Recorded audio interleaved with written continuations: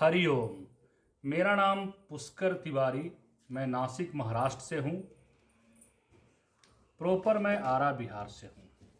आज मैं आपको जन्म नक्षत्र द्वारा ग्रह दशा बोधक चक्र के संबंध में बताने जा रहा हूँ। ग्रह दशा, सबसे पहले इस ग्रह दशा के ऊपर हम आते हैं। ये दशा जो है 3 प्रकार की होती है। पहला जो होता है उसको हम बोलते हैं विंशोतरी दशा।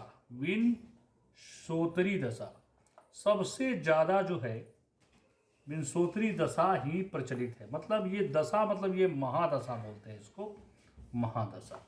विंशोतरी नाम में ही है कि विंशोतरी दशा जो होगा 120 वर्ष का होगा। विंशोतरी मतलब ये अनुमान लगाया जाता है ज्योतिष में कि किसी व्यक्ति की आयु 120 वर्ष तक हो सकती है, इसलिए विंशोतरी दशा बोलते हैं। दूसरी बात हम कहेंगे कि अष्टोत्तरी दशा। अष्टोत्तरी दशा की हम चर्चा कर रहे हैं, तो इसको भी हम महादशा ही बोलते हैं। अष्टोत्तरी दशा जो है नाम में ही अष्टोत्तरी है, मतलब 108 वर्ष। तो ये 108 वर्ष की दशा जो है अष्टोत्तरी दशा को बोलते हैं। तीसरी जो दशा होती है योगिनी दशा। योगिनी दशा, योगिनी दशा जो है इसको भी हम महादशा ही बोलते हैं। तो ये योगिनी दशा 36 वर्ष की होती है। तो ज़्यादातर हम लोग ये जो विंशोतरी दशा है 120 वर्ष का, इसी को हम लोग देखते हैं। अब विंशोतरी दशा जो है की शुरुआत होती कैसे है, तो उसको हम बताएंगे कि विंशोतरी दशा जो अश्वनी नक्षत्र है वहाँ से उसकी शुरुआत होती है। कोई भी अश्वनी, भरणी, कृतिका, रोहिणी, मृगशिरा, आद्रा, पुनर्वसु, पुष्य, आश्लेषा, मघा, प्रभा, फागुन, हस्त, चित्रा, स्वाति, ऐसे 27 नक्षत्र होते हैं। टोटल जो है 27 नक्षत्र होते हैं, इसको ध्यान में रखना है। अब जैसे कि हमने बात किया, सबसे पहले अश्वनी नक्षत्र को बात करते हैं। अश्वनी नक्षत्र, तो अश्वनी नक्षत्र है ये करीब करीब 24 आवर्स माने 24 घंटे का होता है। मतलब कोई भी नक्षत्र, अश्वनी हो, भरणी हो, रेवती हो, या कोई भी नक्षत्र जो है करीब करीब 24 घंटे के आसपास होता है। तो इस 24 घंटे को हम 4 भाग में बांटते हैं। मतलब कि 6 घंटा, मतलब 0 से 6 घंटा जो रहेगा करीब करीब, उसको बोलते हैं प्रथम चरण। और 0 से 6 से 12 घंटा के बीच में जो रहेगा उसको बोलते हैं द्वितीय चरण। उसके बाद 12 से 18 जो रहता है घंटा, उसको बोलते हैं तृतीय चरण। और चौथा जो रहेगा 18 से 24 वाला जो रहेगा घंटा, उसको बोलेंगे चतुर्थ चरण। तो ये हमने समझ लिया। मतलब कि अगर कोई नक्षत्र, मान लीजिए अश्वनी नक्षत्र ही सुबह के 6 बजे शुरू होता है, 6 बजे सुबह में शुरू होता है, 6 AM, तो ये 6 AM से लेके 6 घंटा जोड़ेंगे तो 12 PM तक जो है ये प्रथम चरण होगा। और 12 से 18 PM मतलब कि 6 बजे शाम का ये द्वितीय होगा। और 6 से 6 फिर 12, मतलब 6 PM से लेके 12 AM मतलब रात्रि के 12 बजे तक तृतीय चरण होगा। और 12 AM से लेके 6 AM के बीच का जो समय रहेगा वो चतुर्थ चरण होगा। तो इस चीज को हमको जानना है। अब ये हमने आपको बताया कि इसको हम मिटा देते हैं। अब हम इसकी चर्चा इसलिए कर रहे हैं कि ये 3 तरह की दशा होती है, और सबसे प्रचलित दशा जो है विंशोतरी दशा होती है। लेकिन दशा के लिए हमें नक्षत्र का ज्ञान होना बहुत ही जरूरी है। तो 27 नक्षत्र होते हैं, इसको हमने जाना है। और प्रत्येक नक्षत्र के, जैसे कि हम आपको एक समझा देते हैं कि पहला जो नक्षत्र होता है अश्वनी नक्षत्र होता है, फिर हो भरणी आएगा, अश्वनी भरणी, फिर कृतिका, फिर रोहिणी। तो ऐसे अश्वनी भरणी कृतिका रोहिणी मृगशिरा, तो ऐसे नक्षत्र जो है चलते हैं। तो इसका 4 चरण होता है, मतलब कि फर्स्ट चरण, सेकंड चरण, थर्ड चरण, फोर्थ चरण। फिर उसी तरह इसका भी होगा 1 2 3 4, 1 2 3 4, 1 2 3 4। अगर पंचांग आप देखते हैं तो उसमें भी ऐसे ही लिखा रहता है, उसके जगह पे राशि का नाम किस नंबर से स्टार्ट होगा वो लिखा रहता है। तो हम बताना चाह रहे हैं कि अश्वनी के 4 चरण, भरणी के 4 चरण और कृतिका के 1 चरण, मतलब ये चारों चरण, ये चारों चरण और ये 1 चरण, तो ये मिला के टोटल कितने चरण हो गए? ये 4 हो गए, ये 4 हो गए और 1, तो 4 + 4 + 1, मतलब कि 9 चरण। तो 9 चरण का एक राशि होता है, 9 चरण का एक राशि होता है, इसको भी जानना बहुत जरूरी है। और 9 चरण का एक राशि मतलब कि अगर अश्वनी के 4 चरण, भरणी के 4 चरण या कृतिका के 1 चरण, मतलब किसी व्यक्ति का अश्वनी नक्षत्र में जन्म है तो उसकी राशि कौन सी होगी? प्रथम राशि तो मेष राशि होगी। इस बात को बहुत ही ध्यान से देखिए। तो अश्वनी के 4 चरण, मतलब अश्वनी में जन्म हुआ तो मेष राशि, भरणी में भी जन्म हुआ तो मेष राशि, लेकिन कृतिका नक्षत्र के अगर प्रथम चरण में जन्म हुआ तो मेष राशि होगा, और अगर द्वितीय चरण में जन्म होगा तो हाँ द्वितीय चरण में होगा तो क्या हो जाएगा? वृषभ राशि हो जाएगा। क्यों? क्योंकि 9 चरण का एक राशि होता है। तो हम इसको दूसरे तरीका से बनाते हैं। तो अब यहाँ पर देखिए, यहाँ के 3 चरण, यहाँ का 4 चरण 7 चरण और यहाँ का ये 2 चरण, मतलब कि अगर किसी व्यक्ति का कृतिका नक्षत्र के द्वितीय चरण में हो तो वृषभ राशि हो जाएगा, वृषभ राशि है ना। और अगर मृगशिरा के द्वितीय चरण तक वो वृषभ राशि होगा, लेकिन मृगशिरा के तृतीय चरण में अगर वो आ जाए, ये मृगशिरा के तृतीय चरण और चतुर्थ चरण में आ जाए तो वो मेष वृषभ के बाद क्या होता है? मिथुन राशि हो जाएगा। तो इस चीज को हमको जानना है कि 9 चरण, 9 चरण इक्वल टू क्या होता है? एक राशि होता है। तो राशि कैसे होता है मैंने बताया, अश्वनी भरणी और कृतिका के प्रथम चरण, अश्वनी के 4, भरणी के 4, कृतिका के 1 चरण, मतलब कि एक राशि, मतलब कौन सी राशि? तो ये स्टार्टिंग है तो मेष राशि हो गया, तो ये मेष राशि हुआ। और यहाँ से जो है आगे कृतिका के दूसरा, तीसरा, चौथा चरण, रोहिणी के पूरे चारों चरण, मृगशिरा के प्रथम दूसरा चरण रहा तो वो वृषभ राशि हो जाएगा। तो इसको हमने देखा है कि मतलब 9 चरण इक्वल टू एक राशि।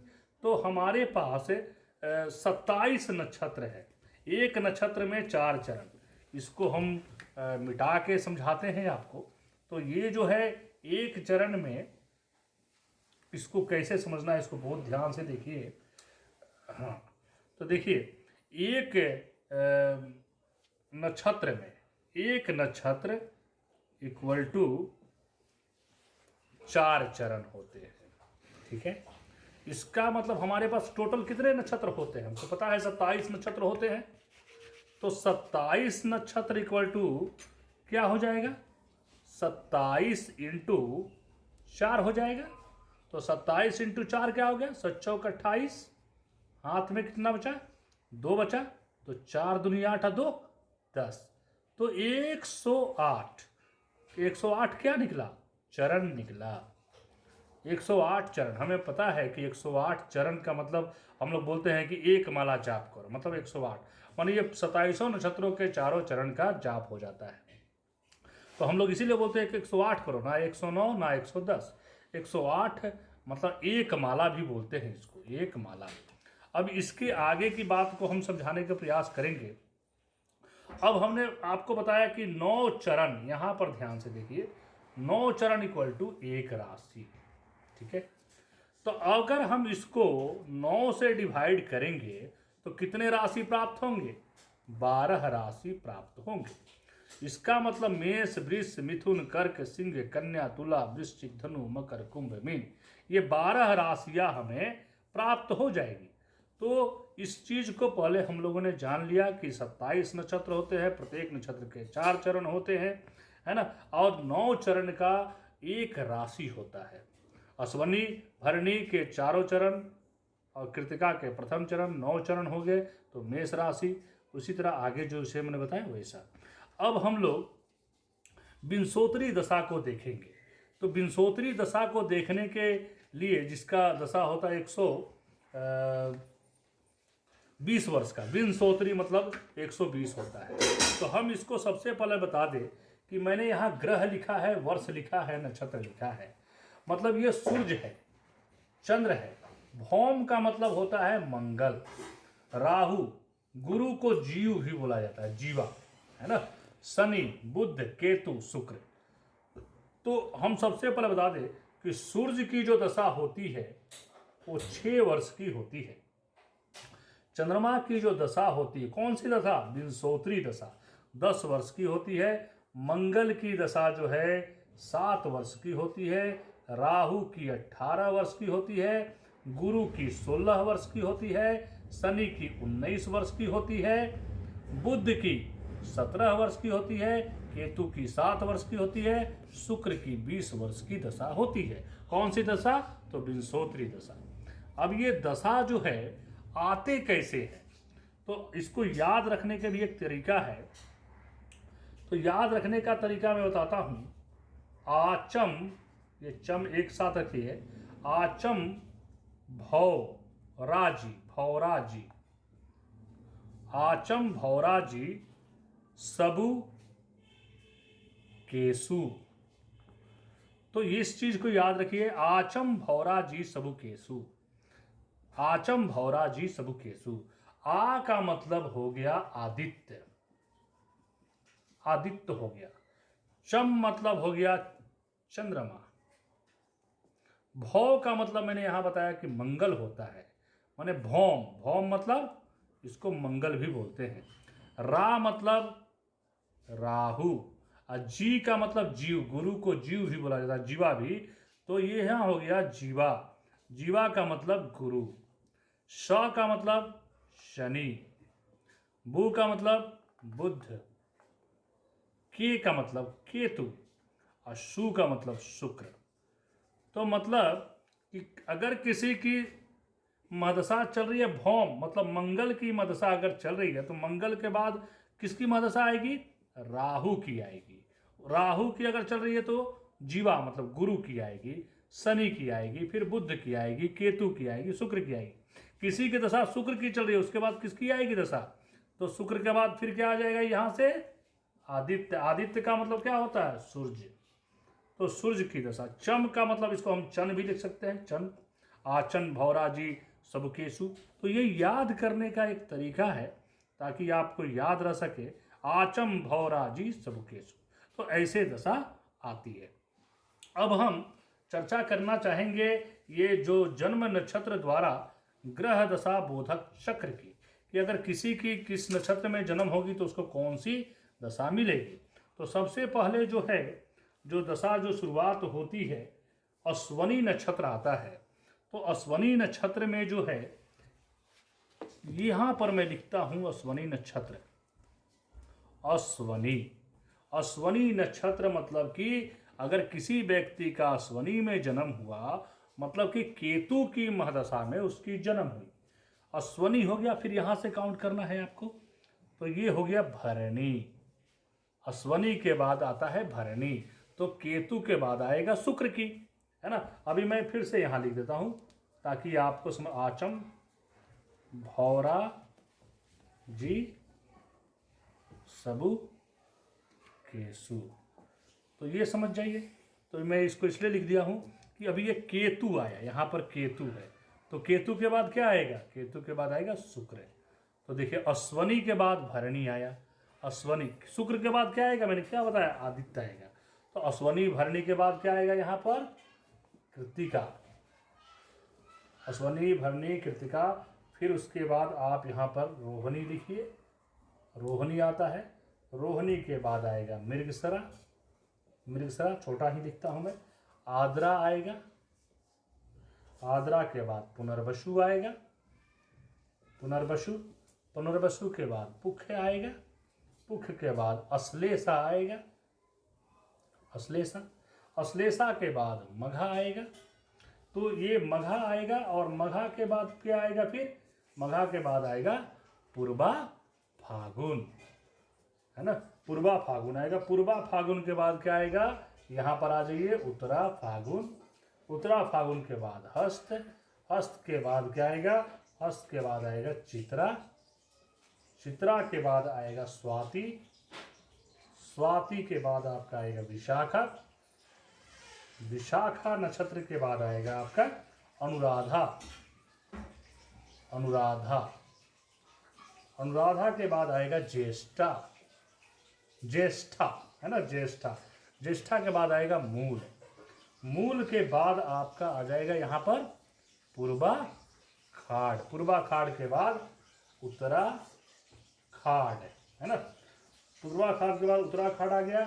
उत्तरा खाड़ के बाद आएगा श्रवणा, श्रवणा के बाद आएगा धनिष्ठा, धनिष्ठा के बाद आएगा सतभिखा, सतभिखा के बाद आएगा पूर्वा भाद्रपद, उसके बाद उत्तरा भाद्रपद, फिर यहाँ पर आएगा रेवती।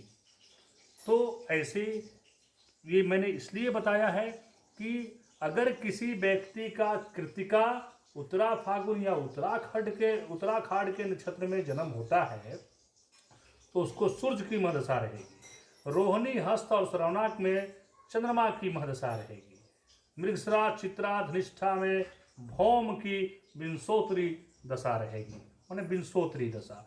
राहु, आद्रा, स्वाति या सतविका नक्षत्र में किसी बालक का जन्म हुआ तो उसके जन्म के समय कौन सी मदशा रहेगी, तो राहु की रहेगी। पुनर्वसु, विशाखा, पूर्वा, भाद्रपद में गुरु की दशा रहेगी उसके जन्म के समय। शनि की दशा उसके जन्म के समय तभी मिलेगी जब उसका जन्म पुख नक्षत्र, अनुराधा या उत्तरा भाद्रपद में हुआ हो। बुध की दशा तभी रहेगी जब उसका जन्म अश्लेषा, ज्येष्ठा, रेवती में हुआ हो। केतु की दशा तभी रहेगी जब मघा, मूल, अश्वनी में उसका जन्म हुआ हो। और शुक्र की दशा तभी मिलेगी जब भरणी, पूर्वा भाद्रपद और पूर्वा खाड़ में उसका जन्म हुआ हो। जन्म अगर उस समय हुआ, उस नक्षत्र में हुआ है तो उसको जन्म के समय शुक्र की दशा मिलेगी। तो ये जो है बहुत ही इम्पोर्टेंट है। अब हम इसको कैसे सटीक रूप से, कैसे आसानी से हम इसको याद रखेंगे, उसको मैं थोड़ा बताने का प्रयास करूंगा। अब देखिए, कृतिका नक्षत्र को हम पहले पकड़ लेते हैं। कृतिका नक्षत्र आपका अश्वनी, भरणी, यहां पर आ गया कृतिका नक्षत्र, इसको ध्यान से देखिए। कृतिका नक्षत्र से जन्म नक्षत्र तक गिनना है। कृतिका नक्षत्र से, कृतिका नक्षत्र यहां लिखता हूं मैं, कृतिका नक्षत्र से काउंट करना है कहां तक, जन्म नक्षत्र तक। जन्म नक्षत्र तक हम काउंट करेंगे तो उसके बाद जितना आता है उसको 9 से भाग देंगे। जितना आएगा यहां से यहां तक जो भी गणना आएगी, है ना, उसको 9 से भाग करेंगे। कितना से, 9 से करेंगे।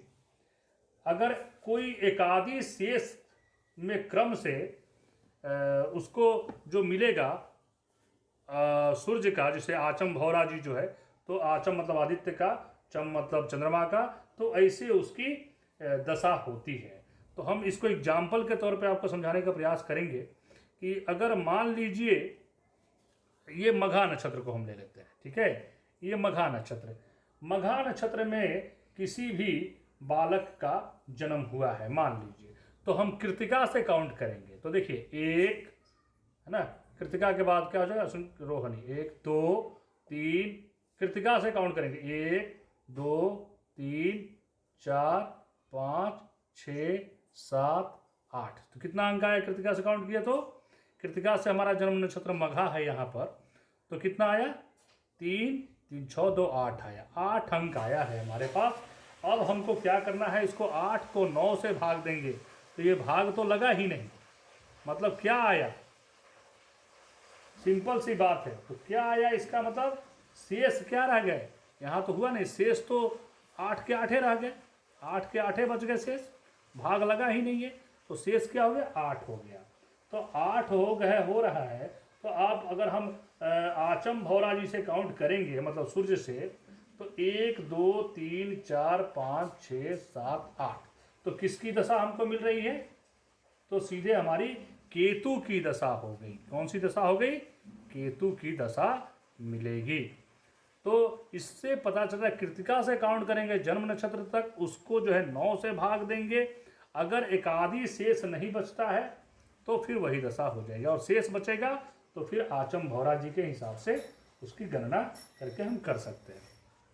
अब इसमें एक चीज़ हम आपको और भी बताना चाहेंगे कि ये जो है, हमने जो इतनी चीज़ें जो बताई हैं आपको, उसमें एक चीज़ को मैं और भी ऐड करना चाहूँगा कि इसमें जो है, आप अगर किसी भी बालक का जन्म बुध के, ये दूसरे हम मार्किंग से करते हैं, बुध और केतु, किसी भी बालक का जन्म अगर बुध और केतु में, बुध की दशा या केतु की दशा, अगर ये दोनों जो है, तो इसको बोलते हैं हम लोग गंडमूल नक्षत्र।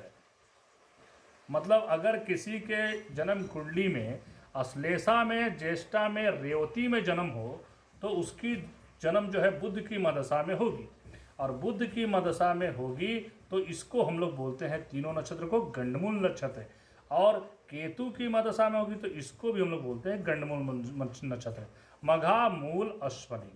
तो अश्लेषा, ज्येष्ठा, रेवती, मघा, मूल, अश्वनी, ये जो है 6 नक्षत्र जो है, इसमें अगर किसी बालक का जन्म होता है तो उसको जो है बुध या केतु की मदशा रहेगी। तो अगर सिंपल से किसी के कुंडली में अगर हमें बुध की मदशा जन्म के समय दिख रही है या केतु की दिख रही है, तो उस बालक का जन्म गंडमूल नक्षत्र में हुआ मानेंगे, तो उसको सतैसा या मूल शांति करानी पड़ती है। तो इस बात को भी हमको ध्यान में रखना है। अब हमने जितनी भी आपको चर्चा की है ना, अगर आप हमसे संपर्क करना चाहते हैं, हमसे कुंडली विवेचन करना चाहते हैं, तो हमारे पास संपर्क करिए। हमारा मोबाइल नंबर है, ये व्हाट्सअप नंबर भी है, 7057776651। इसके अलावा आप जो है हमारे वेबसाइट के थ्रू भी आप www.astropurn.com, स्पेलिंग है ASTROPURN.com, इसके थ्रू जो है डिस्क्रिप्शन में हम आपको लिंक भी दे देंगे इसका, हमारे वेबसाइट का। वहाँ के थ्रू भी आप विवेचन करवा सकते हैं और अपने ज्योतिष से रिलेटेड सामग्री भी आप मंगा सकते हैं। धन्यवाद।